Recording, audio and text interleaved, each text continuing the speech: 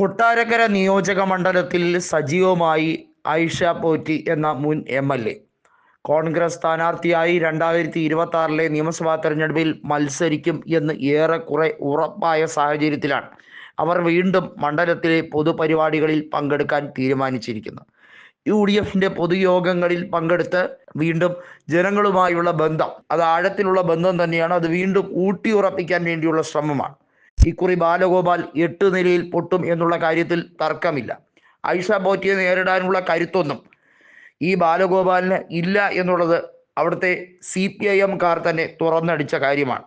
കാരണം കൊട്ടാരക്കരയിൽ KN ബാലഗോപാലിന് ഒരു ഇമേജും ഉണ്ടായിരുന്നില്ല.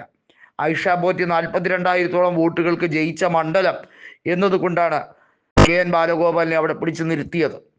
അതിനു മുമ്പ് NK പ്രേമേന്ദ്രനോട് 2019 ലോക്സഭാ തെരഞ്ഞെടുപ്പിൽ 1.5 ലക്ഷം വോട്ടിന് തോറ്റ് പുളി കുടിച്ചിരിക്കുകയായിരുന്നു KN ബാലഗോപാൽ. അതിനുശേഷമാണ് കൊട്ടാരക്കരയിൽ വന്ന് ആയിഷ പോറ്റിയുടെ സ്ഥാനം തട്ടി തെറിപ്പിച്ചുകൊണ്ട് പാർട്ടിയുടെ ഔദ്യോഗിക പിന്തുണയാൽ മത്സരിച്ചത്.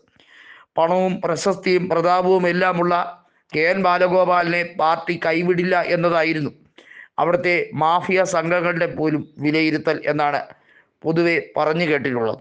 ഏതായാലും KN ബാലഗോപാലിനെ തകർത്തെറിയാൻ വീണ്ടും ആയിഷ പോറ്റി സജീവമായതോടുകൂടി കൊട്ടാരക്കര ആളിക്കത്തുക തന്നെയാണ്. മന്ത്രി KB ഗണേഷ് കുമാർ ഉൾപ്പെടെ ഒരുപക്ഷെ കൃത്യമായി LDF വിട്ടാൽ KN ബാലഗോപാൽ അടക്കമുള്ള നിരവധി പേർ ഇനി പച്ച തൊടില്ല എന്ന് മാത്രമല്ല വലിയ കഷ്ടത്തിലും ആയിരിക്കും. എന്നാൽ ഗണേഷ് കുമാറിനെ അങ്ങനെ UDF തിരിച്ച് അക്കോമഡേറ്റ് ചെയ്യാൻ ഉദ്ദേശിക്കുന്നില്ല എന്ന് ഉറപ്പിച്ചിരിക്കുകയാണ്. അതിന് കാരണമാകുന്നത് ഗണേഷ് കുമാറിന് തന്നെ അറിയാം, LDF ടിക്കറ്റിൽ നിന്ന് അടുത്ത തവണ കൂടി മത്സരിച്ചാൽ ഇനി ജയിക്കാൻ പോകുന്നില്ല. 25 കൊല്ലമായി അവിടെ MLA ആയി തുടരുന്ന ഗണേഷ് കുമാറിന് കൃത്യമായി അറിയാം അവിടെ ഭരണവിരുദ്ധ തരംഗം ആഞ്ഞടിച്ചു കൊണ്ടിരിക്കുകയാണ് എന്നുള്ളത്. മാത്രമല്ല പത്തനാപുരത്തുകാർ ഗണേശിനെ കൈയൊഴിയുന്ന അവസ്ഥയിലേക്ക് ഭൂരിപക്ഷം ഓരോ തവണയാകുമ്പോഴും താപ്പോട്ട് പോകുന്നു എന്നുള്ളതും വലിയൊരു വിലയിരുത്തലായി മാറിക്കഴിഞ്ഞിരിക്കുകയാണ്. കൊല്ലം ജില്ലയിൽ മൊത്തത്തിൽ UDFിന് അനുകൂലമായി ഒരു കൊടുങ്കാറ്റ് ആഞ്ഞടിക്കും എന്ന് തന്നെയാണ് ബിന്ദു കൃഷ്ണ ഉൾപ്പെടെയുള്ള കോൺഗ്രസ് നേതാക്കൾ തുറന്നടിച്ചിരിക്കുന്നത്. അത് എല്ലാ തരത്തിലും പ്രകടമാകും. RSP ഉൾപ്പെടെയുള്ളവർ കൈമൈ മറന്ന് പ്രവർത്തിച്ചാൽ തിരിച്ച് UDFിനെ കൊല്ലം ജില്ലയിലെ 11 അസംബ്ലി സീറ്റുകളിലും വിജയിപ്പിച്ചെടുക്കുന്ന സാഹചര്യത്തിലേക്ക് കാര്യങ്ങൾ എത്തും എന്ന് തന്നെയാണ് കോൺഗ്രസ് അവകാശവാദം ഉന്നയിക്കുന്നത്. കഴിഞ്ഞ തവണത്തെ നിയമസഭാ തെരഞ്ഞെടുപ്പിൽ കോൺഗ്രസ് 2 MLA-മാരെയാണ് കൊല്ലം ജില്ലയിൽ നിന്നും വിജയിപ്പിച്ചെടുത്തത്.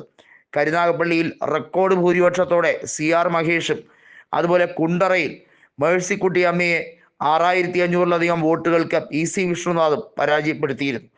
ഇതോടുകൂടിയാണ് കൊല്ലം നിയോജക മണ്ഡലത്തിലെ പല സീറ്റുകളും UDF ഇപ്പോൾ നോട്ടമിട്ടിരിക്കുന്നത്. ചടയമംഗലവും പുനലൂരും അതുപോലെ തന്നെ ചാത്തന്നൂരുമൊക്കെ വലിയ തോതിൽ ശക്തമായി പോരാടി തിരിച്ചു പിടിക്കാൻ വേണ്ടി കോൺഗ്രസ് ശ്രമിക്കുകയാണ്. നമുക്കറിയാം, കോൺഗ്രസ് കഴിഞ്ഞ തവണ 3-ാം സ്ഥാനത്ത് പോയ ചാത്തന്നൂർ ഉൾപ്പെടെയുള്ള സ്ഥലങ്ങളിൽ ശക്തമായ പ്രവർത്തനം അടിത്തറയിൽ നടത്താൻ വലിയ ശ്രമങ്ങൾ നടക്കുന്നുണ്ട്.